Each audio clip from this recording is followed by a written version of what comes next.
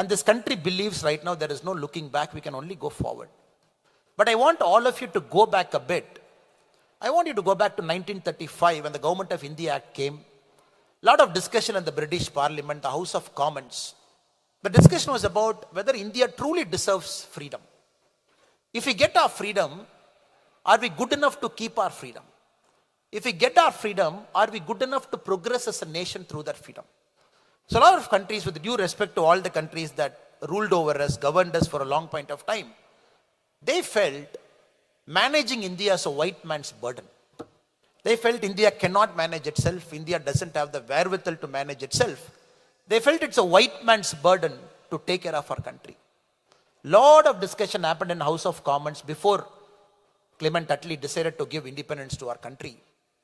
They said you should not give a great statesman like Winston Churchill, whom we all hold in very, very high regard for what he has done for England. He said, India is a country that is no more than an equator. He said, India is a line.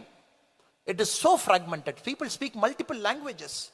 The custom is so varied. You just cross 100 kilometers, like Praveen Shetty said, in Karnataka, out of all the 28 districts, each district, the food is different, the custom is different, the dance form is different. Tamil Nadu, 39 districts, everything different. Rajasthan, closer to the border, closer to the desert, is very different. Then in Jaipur is very different. Nagaland, 7 sisters, Manipur, Arunachal Pradesh, very different individually. So Winston Churchill's argument is, how can this country hold their freedom? It is only because of Britishers we are holding that freedom for a long time. So those kind of words were spoken. Later part of 1960s, earlier part of 1970s, we didn't have food grains for some point of time. We have to import food grains from US through the IL-76 scheme. We wanted food grain. We didn't have milk. We got to create a milk revolution. We got to create a green revolution through MS Swaminathan, who just birth centenary year we just celebrated. Every single problem we were struggling, we were going through the Hindu rate of growth. We were growing at 4%, 5%, 3%. Some states were classified pejoratively as the Bimaru states. They said some states in India can't grow, they are Bimaru states. And some states can only supply manpower to other states for other states to grow. All kinds of theories. Politicians used this opportunity to create divide wedges. They said north and south. South is different from north, north is different from south, east is different from west. And this country cannot hold. And every single opportunity it came, people tested us as a nation. We cannot do this, it is not possible, we cannot stand united, the language will separate us, the cultures are far too different for India to hold together itself as a nation. We are not an imperialistic nation by any measure. The last 200 years of world's growth, we have seen imperialistic hegemony, global powers, big powers. They were dividing countries among themselves. But India were very clear, our growth is not a threat to anybody. We will encompass everybody, as we say. That is why we are the leader of Global South. We represent the voice of Global South. So every single time we look at our country, it invokes a lot of pride. It is not a normal vision. Again, we waited for a long time.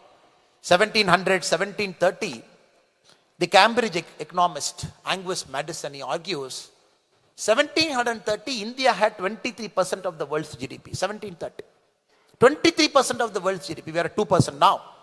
2.2%. I would urge all the youths here to think very deeper into your life and make your life very purposeful. Making money is fantastic, but by making money, creating a wealth for society is more important than merely making money. And the wealth we create for the society should be percolated down. And that wealth should go down so that there is some common man somewhere who didn't have a distinct advantage in his life. We are born into a very privileged family. Father and mother educated. We are born into that family because we are educated. But a lot of kids don't have that privilege, born in poor families. In a 100-meter race, it is like asking somebody to run 120 meter and we are running 100 meter. Let us think about them also.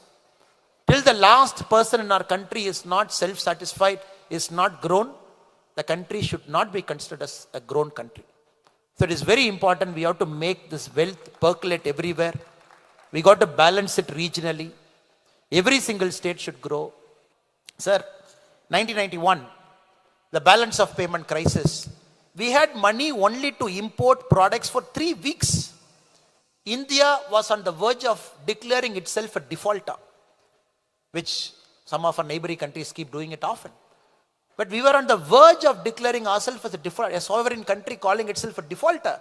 You cannot run your country in the global world. We took 7 times loan from IMF, 7 times loan. The last loan we paid to the International Monetary Fund in 2000, that's the last loan we paid. After that, we told IMF, I'm not taking any loan from you, I'm happy.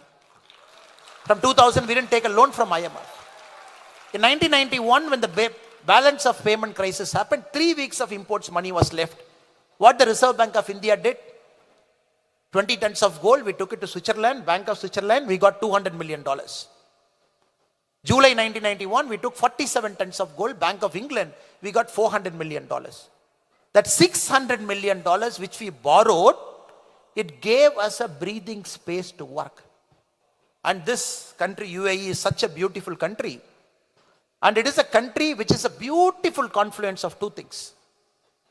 And it's such a beautiful country because 2 days back when I went to Abu Dhabi to see the BAPS Mandir, what a confluence.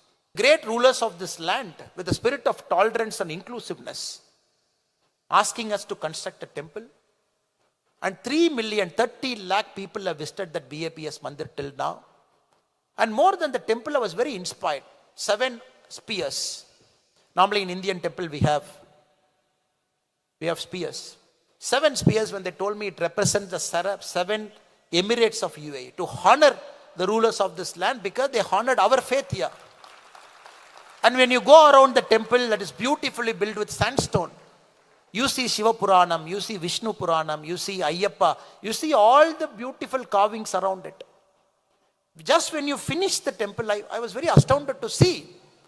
They end with honoring the 7 founding fathers of UAE, along with the gurus who guided them. There is a sandstone for them. And the temple represents it by faith, where the 14 great civilizations also found a space. Just like our Shiva Puranam and Vishnu Puranam and all the great Itikas of Mahabharata, which got inscribed in the sandstone. I could see the Sumerian civilization represented. I could see the Egyptian civilization, the Eskimos represented, the Red Indies civilization represented. And the spirit of tolerance we have shown. End of the day, all the great religion, they speak of one truth, and that's a single truth. That's a truth of love, which is very beautifully done. That shows who we are as Indian. And that is a great story, because I believe this is the story for the world. When we see fractures in the world, people fighting, countries fighting, when we approach any issue with the spirit of tolerance, with the spirit of love, with the spirit of compassion, magic happens. And the BAPS Mandir in Abu Dhabi is a beautiful representation of 2 faith combining, 2 civilization combining, and 2 cultures combining with the spirit of compassion, tolerance. That is why I thought I should salute that faith by wearing this shawl where 2 countries' national flag is represented. So I would take this opportunity to once again, yes ma'am, once again to pay my humble respects to all the hardworking people here.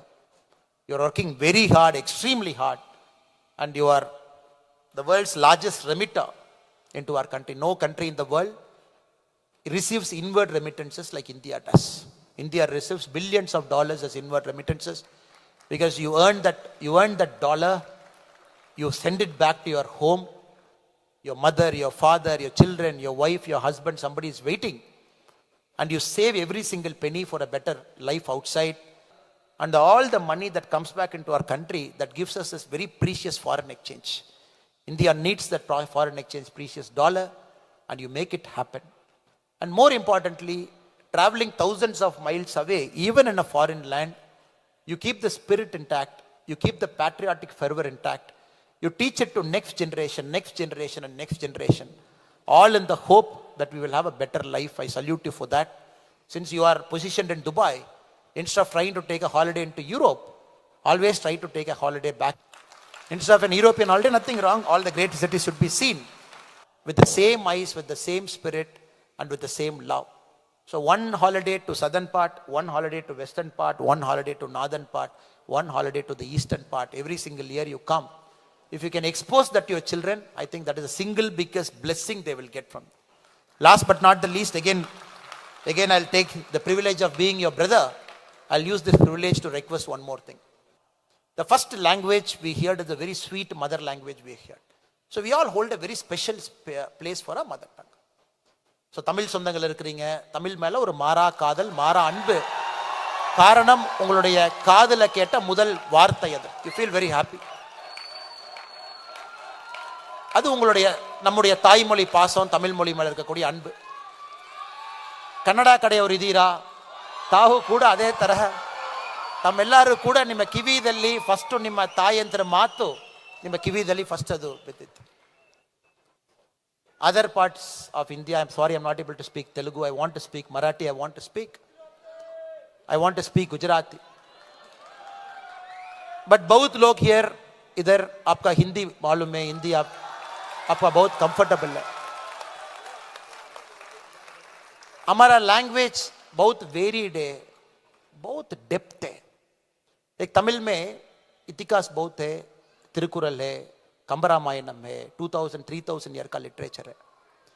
मेरा निवेदन है, if you are born in Tamil Nadu, let us take pride in our language, our books, our literature. But it should not stop us from reading a book or a literature from the other language. That is very important for our personal growth. And the language depth so varies because you should give this exposure to your children. A Premchand Munshi in Hindi, if you are able to at least read or able to get a translation into Tamil or an English of some of the beautiful literature available in Hindi, we should take it and read it. Karnataka people are here, B.R. Shetty ji, and Kannada language has got the unique honor of winning the highest number of Jnanapita awards in the history of Indian literature. That literature has got a very unique honor. Somebody like an S.L. Bhairappa, somebody like a Kumpu, such a beautiful, brilliant writings. We should get exposed to it. Malayalam has got such a fascinating development of language in the last 10 centuries, especially. Beautiful literature. We should read it. Some literatures in Assamese are out of the world. We should read it. So if we don't give an exposure to our children to other language, they can't even, because book literature is a window to a language. It is a window. A good, beautiful book, when we read it, even in our own mother tongue, a translated book, it will teach us what the other culture is about. Because here, I had the unique honor of seeing the minister in the stage. Look at the ministry's name. Ministry of Tolerance and Coexistence. I don't think anybody in the world, any government in the world has got a post like Ministry of Tolerance and Coexistence. Ministry of Happiness. It is very important for us to appreciate other culture, other language within Bharat by a simple literature book or by a tour, so that we develop that spirit of tolerance, we develop the spirit of harmonious coexistence, so that I once again thank all the wonderful people in this auditorium who have come here, given your time, made this function so rich and so diverse. I thank all the IPF volunteers and all the wonderful cultural troops who have come here and performed so much, and all the eminent guests sitting in all the rows here, the fantastic business people who are making our country proud, all the hard working. Your sweat, when it touches the soil, India is prospering there.